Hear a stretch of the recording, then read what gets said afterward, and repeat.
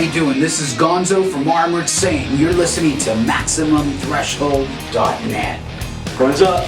What's up, everybody? It's RadChad from Maximum Threshold, MaximumThreshold.net. Joining me right now, doesn't need no introductions, been slapping the drums since the 80s. None other than Gonzo Sabano from, am I saying your last name right? Sandoval. Thank you. See? Already screwed it up already. But anyways, we'll continue on. He's been, for Armored Saint, he's been, like I said, he's been slapping the drums for a very long time, and now, you know, they just dropped a new video, debauchery, exercise and debauchery, and man, you guys are getting some killer feedback from all this stuff. Oh yeah. Yeah, we've been real blessed to you know, basically make the best record of our career. Wins hands down. Wins correct? hands down Yeah. in 2015. Yeah. It's from the initial state, you know, the songs. John and Joy did a great job writing and demoing the songs and giving it to the band, and the whole recording process with the recording team, the production team, Joey and Josh Newell, an engineer. Bill Matoyer did guitars. Josh Newell. Great, by the way, great. Bill Matoyer. If you guys need work, Bill Matoyer is the man. And Jay Rustin mixed it. Another one. So awesome, amazing man. team. Very happy with the record. I feel like we finally captured the Armored Saint energy on record. Now, is it safe? I'm sorry to interrupt. Is it safe to say that you guys still like to capture, you know, basically the past, but add more of the future of music into it, or keeping with your theme of the metal scene, the 80s? And I'm not, don't get me wrong, I'm not disrespecting you guys' band in any way. No, I just, you know, I'm just curious. I don't know that there's actually a conscious effort to do that. I think that because of who we are, and we love to play heavy rock, heavy metal, and you know, focus on the songs, that it comes out that way, you know. So whether we were in the 80s or 90s or 2000 or the future, I think it'll always come out heavy because that's the way we like it. Yeah, because you know, you hear that feedback, and sometimes it's junk. I try not to listen to it, but say, oh, there's, you know, you hear that, well, they're still sticking, you know, for the 80s sound. And like you said, if it's not broke, why are we gonna fix it? You know what I mean? Right. Well, I mean, you look at like a band like AC/DC, you know, exactly. They have a niche, and they do keep doing it every record, and it works, man. And so now you guys are doing this tour. I mean, is this something that's going to be more? I mean, you going across the states, or what's? Well, we're again blessed to be able to do more dates on this record than we did on the previous record, which was La Raza. You know, right now the way it's working out, we have you know, weeks of touring, and then we have some time off, and then more weeks of touring. So it's working out pretty good. I think the band is playing the best that we've ever played as a band together, after 30 years, so that's saying something. Yeah, wow. Making the best record, playing and having fun on the road, and sounding the best we've sounded ever. It just seems like, you know, perhaps we found our niche. So I'm just really happy about it. We have the new video, Exercise and Debauchery. May I ask, what was the reasoning for? I mean, you know, I don't mean to be pushy and sound like, you know, I'm nosy, but what was the reason for releasing with that, instead of just going from, you know, basically just releasing it on the radio or other, you know what I mean, other avenues? You guys were like faster. What was the reasoning for? I'm just curious. I mean, as far as the video? Yeah, as far as the video. We did Win Hands Down, the first video, and that had a certain vibe to it, which was different for Armored Saint, I think. And then we just want to keep the record, you know, motivated to.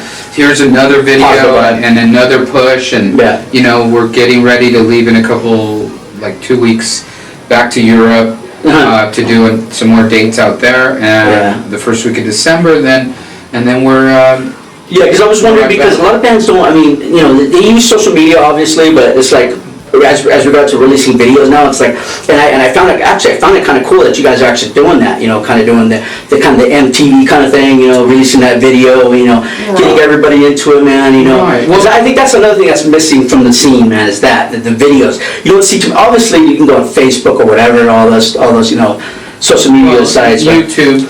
Yeah, exactly. I think the word social media encompasses a lot, and I get it, and it is definitely a tool that should be used in marketing because of the nature of it. The music business has changed. The way people make records has changed. Yeah. Being in a band has changed. And. So you either adapt and roll with it, or don't do it. Yeah. So, but we love doing what we're doing, and is it more frustrating for you guys now than it was back then, or is it vice versa? Oh well, when you're young, you're doing everything, and just going rampant with all the experiences because it's all new. Yeah. Now the focus changes, and for me, it changed for me. Specifically, I just want to do the best that I can, play the best drums that I can, and I did accomplish that with the help of Joey and in Win Hands Down, this record. And good reviews, by the way. It's getting that. No, it is. I'm serious. I don't bullshit, man. Yeah. I mean, I'm not gonna pull no punches, and because I'm a fan. I'm gonna come out right. I'm gonna pay to get in to see you guys. I'm gonna pay them for the music, and which I do. I pay for music. I don't go out and rip off, and that's how you support. Yeah. But it's like I said, it's getting good reviews, man. It's good, and you can't be oblivious to the fact that with the whole internet and how it affected the music industry. Napster. It's a whole new vibe, in 2015 than it was in the 80s, 90s, 2000. Yeah.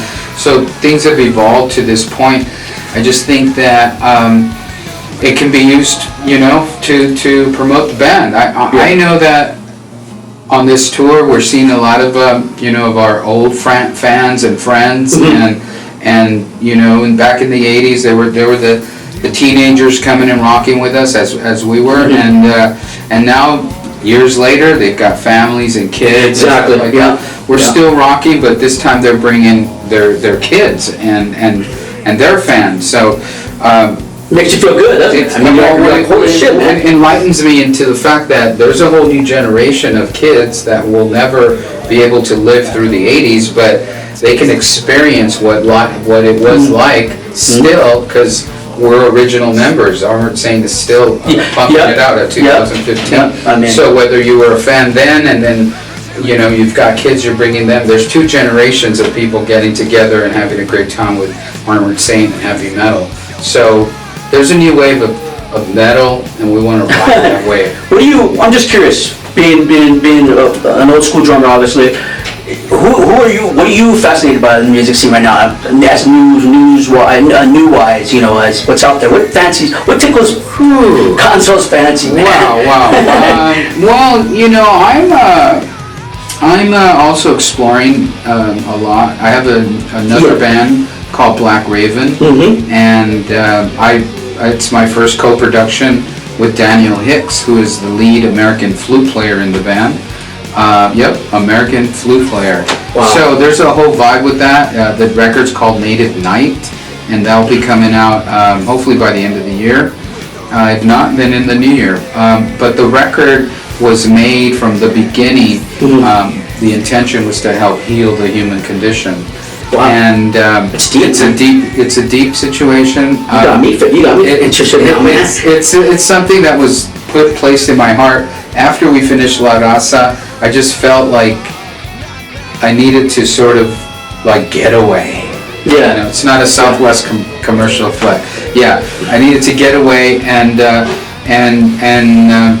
me and Daniel had talked about doing a record, and I just knew that I had to do it. So what that entailed was I had to go drive all the way to Sedona, Arizona, where he lived, man, to a place I've never been, and I didn't know any people. No, forgive me on that. Now that you're on that topic, is this it's Spanish music, or I'm sorry, because I'm sorry, I forget. I know again, man. I follow you guys, but it's actually borrowing some music from Lee Plenty Wolf and the Plenty Wolf Singers, which is a powwow Indian, Indian gotcha. drum Native American, yeah, out of Colorado, Lakota Indian. Wow. So that's what it is, and it's very experimental, and it's very screwed as spiritual maybe. There's definitely spiritual connotation to it, because it's meant to be a drop of medicine that hits the ground and spreads throughout the earth. Wow. And at this time, particularly after what happened in Paris and what's happening for the last year and a half, the human condition needs help. Yeah, we need healing big time. I'm not gonna I don't like one thing, and I'm sure you agree with me, I don't do the politics, but what is your take on what happened last night, man? It's just... That's a really broad question. I just think that it's evil. I think that it's a wave of darkness. I mean, you being a musician, that has begun to cover a lot of the earth, and I think that the wave of light and goodness and humanity needs to also have a wave to push back. In as small or big or whatever way it is, the Black Raven record that Daniel Hicks and I and my brother and Chris O'Brien and a load of other special guests put together was put together with the help of other human beings. Wow. We had no money, there was no record label, there was no investor, there was nothing but us with the idea with the intention to write some music to help heal the human condition. We didn't know what it was going to be like. We didn't really write songs and say, look, we're going to do this. We just knew we wanted to intend to write songs to have that feeling. Yeah. So it was a really amazing journey that has a lot of twists. It will be told in some book or something like that. We've been videotaping everything, so maybe in a documentary in a video form. I don't know, but there's going to be something like that. Well, okay, now that you're on the subject about Black Raven, where can they find all that information? You can go online. You can go on Facebook. Daniel Hicks has a lot of information. The Black Raven Band on Facebook. Okay. See, Daniel Hicks did a first record called First Flight as Black Raven. Then he found me on MySpace and asked me, because I knew him 20 years ago, if I wanted to play hand percussion on a song or play some live gigs. And I told him that I don't do anything that I don't love, but if I do love it, I do it 150%. So send me the music, and I'll let you know honestly, because I don't want to waste my time. I definitely don't want to waste other people's time. That's awesome. So I heard his first record, and it made me laugh, because back when I knew him, he was our roadie in Armored Saint in the 90s, a guitar roadie. And the road crew was full of debauchery. But, back then. Is that where I'm sorry, I'm interrupting. Is Armored Saint, is that where that debauchery? Okay. I just brought that in. Yeah. But so long story short, to hear the music and what he had turned into, it was really gratifying and made me laugh, because I couldn't believe that the Lord and God is that amazing to take someone like that and then turn them into something like this that produces some of the most beautiful music. Are you very spiritual? Because we've talked before in the past. Like passing by and everything. This is my first time ever hearing this from you. Yeah. Are you construed as a very spiritual person? Well, I just think I'm a human being, and I have been feeding my spiritual baby for a while. Okay. I think every human being has a spiritual baby. Yeah, I think it's important to feed it. If you don't feed it, then it dies. And how you feed it is with music. With music, with intention, with prayer, with kindness, with communing with nature, and just trying to be again the best musician, drummer, person that I can be. Well, you basically practice what you preach. Basically, you don't just say it. And not to say, believe me, I'm not like a complete saint. Yeah, even though I'm an armored saint. But But yeah, I mean, what I come up with is this: is that I am a man. I am a sinner, and I make mistakes. Yep.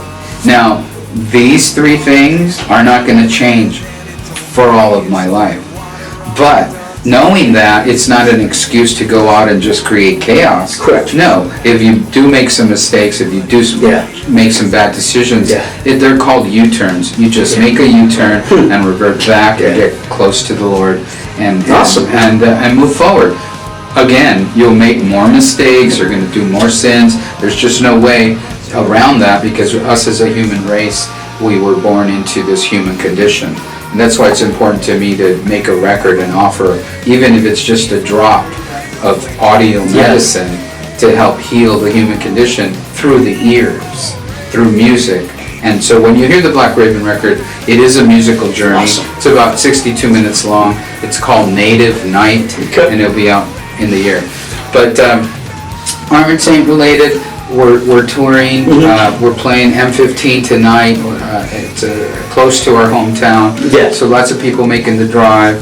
El Sorrento, right? El Sorrento, you guys are from. El Sereno. Excuse me. Yeah. See, you could tell I'm a white boy, man.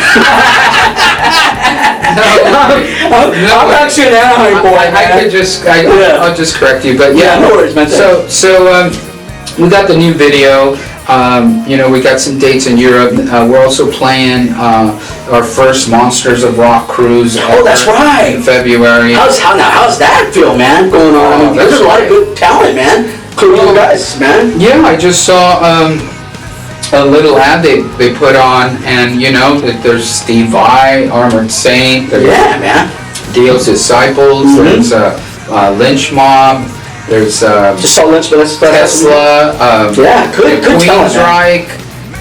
This is going to be a lot of fun. All on a cruise and rocking and rolling. How does it feel? Because obviously you played with those cats before in the past. We just played Queensryche 3 dates in England. Yeah. And in Europe. It's so sad over there, man. I just feel bad for them. I'm sorry. Yeah. You feel for those people. Being that it hit the music scene, obviously. We were talking about that. So you asked me how I feel about.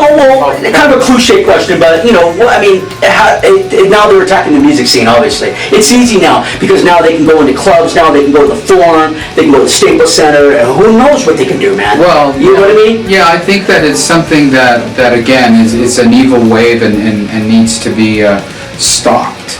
I think that it's sad that perhaps apathy created this void for these people to make moves and step into a bigger level. And basically,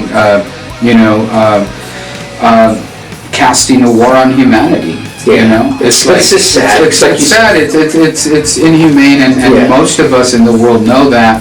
But unfortunately, there is that other side that is creating this, and that needs to be stopped. Yeah, I know, and again, I try not to get in the political aspect of it because it's very hard to discuss the political aspect of it. Yeah. You know what I mean? It's like it just creates more hate.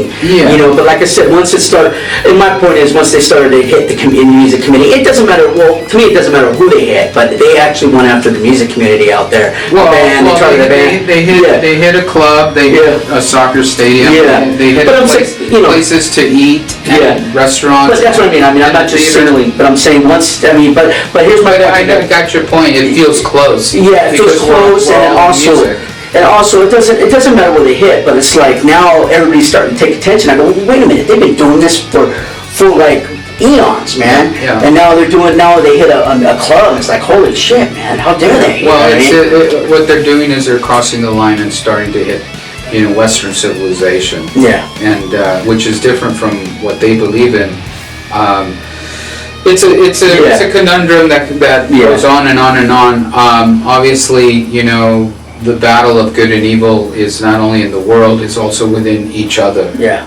Each one of us has that battle internally. Yeah. So all we can do is try to be the best we can. Exactly. Shine your light, God's light through yourself, and help other people and start a wave of goodness to push back and take it, man. It's all humanity. Yeah. Humanity in one earth, one love, one human race. So we gotta figure it out. Doesn't matter who you are, where you're from, blah, blah, blah, blah. Gotta make it work, 'cause we wanna enjoy the 100 years you have on the earth, if you're lucky. Yeah, I wanna be able to go and see you guys play, man. So, You know, we wanna keep playing and touring, and so Armored Saint music and Win Hands Down can also spread throughout the earth. yeah, cool, man.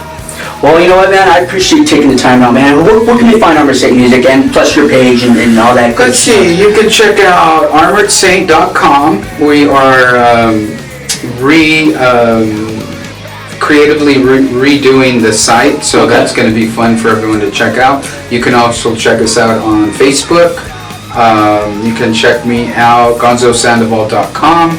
I'm also a photographer. That's right. Anybody needs some photo sessions There you or go. whatever, set it up. My email's there. I see this stuff too, by the way. It's photography stuff. It's good. Solid. Facebook, Gonzo Sandoval, you know, we want to hear from you. We want to keep touring and making records. So you can't do that without a solid fan foundation. So we love you. We thank you. Awesome. Thank you, man.